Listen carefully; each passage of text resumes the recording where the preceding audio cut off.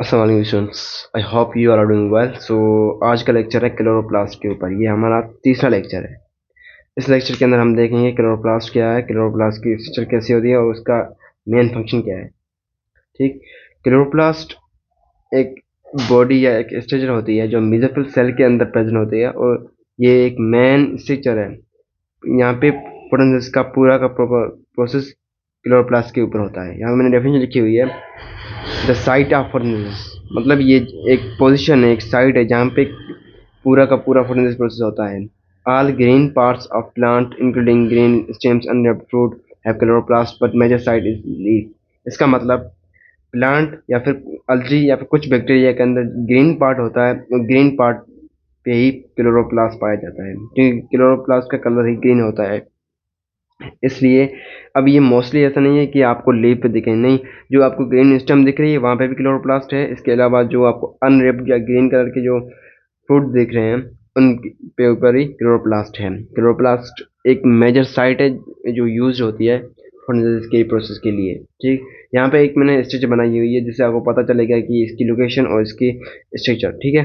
एक लीफ है जनरल, और अगर उसके एक पीस को हम देखें यहाँ पे जूम करके तो इसके ऊपर एपिडर्मल लेयर है और जो बीच वाली लेयर है इसे मेसोफिल सेल लेयर कहते हैं। ठीक।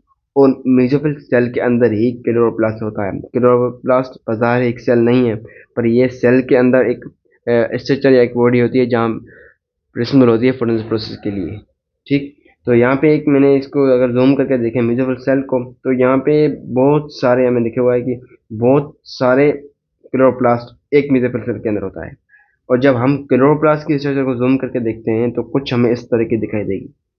ठीक। और यहाँ पे दो लेयर, डबल लेयर्ड क्लोरोप्लास्ट होता है, इनर और आउटर लेयर। और जो बीच वाला एरिया है ये मेन एरिया है जो यही रिस्पॉन्सिबल है क्लोरोप्लास्ट के लिए। ठीक। अब यहाँ पे ये जो इसको खाली एरिया दिख रहा है आपको, इसे स्ट्रोमा कहा जाता है। और ये हमारा डार्क रिएक्शन करता है, क्योंकि आपको पता है क्लोरोप्लास्ट दो पार्ट के अंदर डिवाइड किया गया है।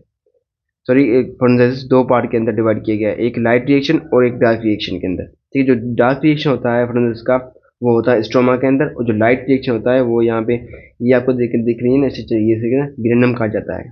और ग्रेनम की जो ये लेयर है ना, थाइलाकॉइड, यहाँ पे होता है लाइट रिएक्शन, क्योंकि इन जगहों पे क्लोरोप्लास्ट या क्लोरोफिल पिगमेंट पाए जाते हैं और वो रिस्पॉन्सिबल होते हैं कि लाइट को कैप्चर करते हैं और फिर वो लाइट रिएक्शन को आगे प्रोसेस करते हैं।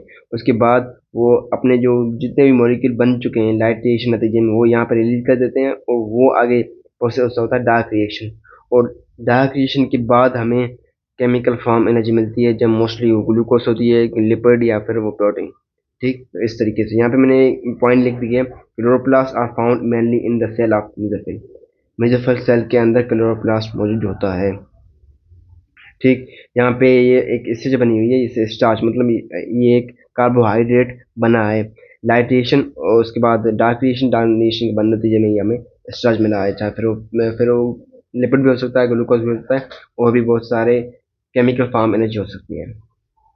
यहाँ पे एक लिखा हुआ है कि carbon dioxide inter leaves and O2 exit through the microscope stomata. यहाँ पे आप देख रहे हैं स्टोमेटा दिख रहा है। ठीक है।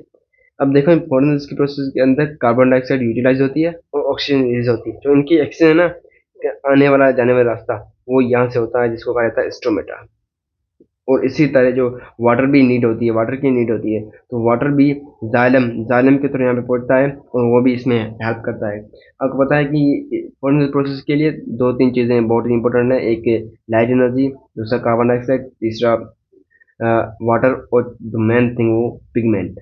वही मेन चीज़ होती है, क्योंकि कार्बन डाइऑक्साइड हमारे जिस्म के अंदर भी है, वाटर हमारे जिस्म के अंदर भी है, लाइट हम तक ही पहुंच रही है, पर हम काबिल नहीं है फोटोसिंथेसिस प्रोसेस के लिए, क्योंकि हमारे पास वो क्लोरोफिल या क्लोरोप्लास्ट वाले पिगमेंट नहीं है। इसलिए हम में और प्लांट के अंदर ये जो मेन एनर्जी वाला डिफरेंस है वो ये है। तो ये था एक जनरल इंट्रोडक्शन क्लोरोप्लास्ट के ऊपर। आपका कोई क्वेश्चन हो तो आप पूछ सकते हैं। शुक्रिया।